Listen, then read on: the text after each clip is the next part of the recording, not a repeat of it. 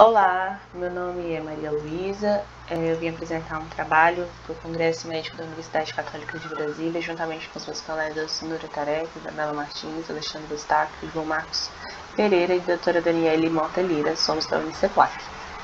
Bom, nosso trabalho é sobre a influência da somatização nas doenças gastrointestinais, é uma revisão de literatura, e nós decidimos falar desse assunto porque existe uma relação, que já é sabida, muito grande das alterações psicológicas com as doenças gastrointestinais, E a somatização é um desses componentes, formada principalmente pelo estresse, depressão e ansiedade, é um conceito que nós vamos explorar mais à frente no trabalho.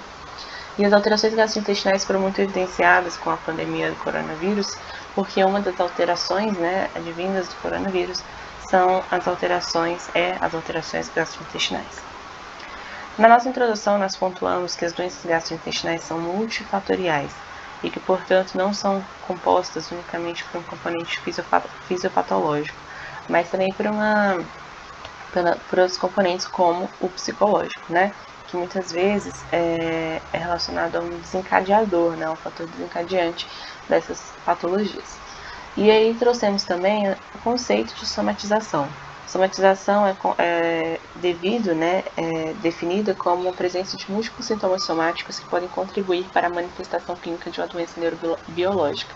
Então, são sintomas somáticos advindos de alterações psicológicas, neurológicas, principalmente estresse, depressão e ansiedade, e que, como eu disse anteriormente, podem funcionar como fatores desencadeantes dessas doenças. Como a ansiedade e a depressão são mais prevalentes no sexo feminino, a somatização também é mais prevalente no sexo feminino, segundo a literatura.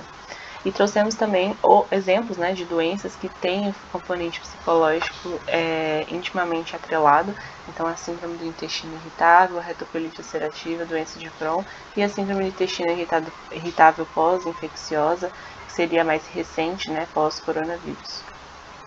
Nosso principal objetivo foi analisar a influência da somatização nas doenças gastrointestinais. Por que a somatização e no que a somatização influencia nessas patologias. Nós fizemos uma revisão de literatura, pegamos artigos do PubMed, Medline, Lilacs, foram as bases onde eles foram pesquisados, utilizando as referências dos últimos 5 anos. Os nossos descritores foram Stress Somatization and Gastrointestinal Diseases, então foi em inglês, principalmente para ampliar a nossa busca. No PubMed, utilizando esses descritores, nós encontramos 83 artigos, dos quais foram utilizados como fatores de inclusão textos completos dos últimos 5 anos, então referências extremamente recentes, E aí caímos de 83 para 9 artigos. Dos 9, foram escolhidos 4 que melhor relacionavam a somatização e as doenças gastrointestinais, tanto no título quanto no resumo, que foi lido desses 9 artigos. Os outros artigos pesquisados no Medline e na Lilacs, foram pesquisados utilizando os descritores em português. Então, a somatização e doenças gastrointestinais, foram encontrados 111 artigos, sendo incluídos apenas os textos completos que possuíam como assuntos principais gastroenteropatias, transtornos psicológicos, ansiedade, síndrome do intestino irritável, dispepsia, tanto no idioma inglês e português, também publicados nos últimos 5 anos. Utilizando esses filtros, foram encontrados 4 artigos, dos quais, com a leitura do resumo, um foi selecionado por ser bem mais direto nessa relação de somatização e gastropatias. As nossas palavras-chave, portanto, foram somatização, doenças e trato gastrointestinal, que combinam com os nossos descritores. Bom, na nossa discussão, nós pontuamos que os aspectos psicoemocionais associados ao estresse podem desencadear o comprometimento da homeostase corporal. Então, todo aquele equilíbrio que o nosso corpo busca, pode ser afetado pelos nossos pensamentos. Também percebemos, e isso foi discutido em diversos artigos da nossa referência, que as alterações de fato causadas pelo estresse, ansiedade e depressão no trato gastrointestinais foram retardo do tempo de esvaziamento gástrico. Então, a pessoa tem mais sensação de empachamento, dificuldade de sufocamento, contribui esse retardo do esvaziamento gástrico. a modificação da microbiota intestinal, a disbiose, a alteração da secreção, da permeabilidade e da sensibilidade da área em questão, que seria o intestino. Então, essa alteração, principalmente da permeabilidade, tem sido muito discutida no meio médico pelo leaking gut, né, que seria o intestino que vaza, né? E aí essas bactérias, né, que estão no nosso trato gastrointestinal, vazando para fora dele, né, gera uma inflamação, né, com a liberação das citocinas inflamatórias, e o indivíduo, isso contribui muito para o indivíduo cronicamente inflamado, que tem sido muito falado também na medicina do estilo de vida, né, na endocrinologia, na medicina da longevidade.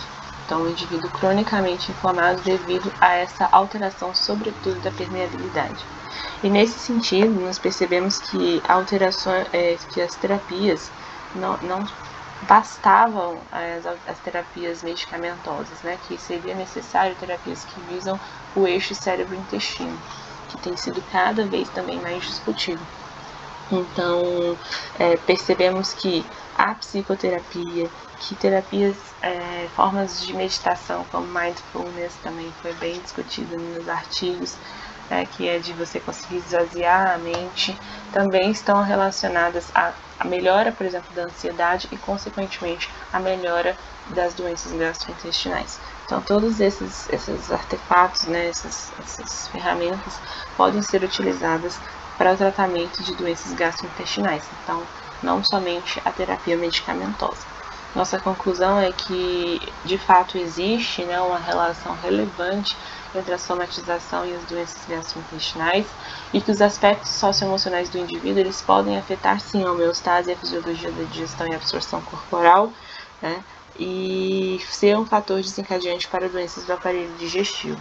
Esses foram os nossos principais pontos, nossas principais conclusões. Essas foram as nossas referências.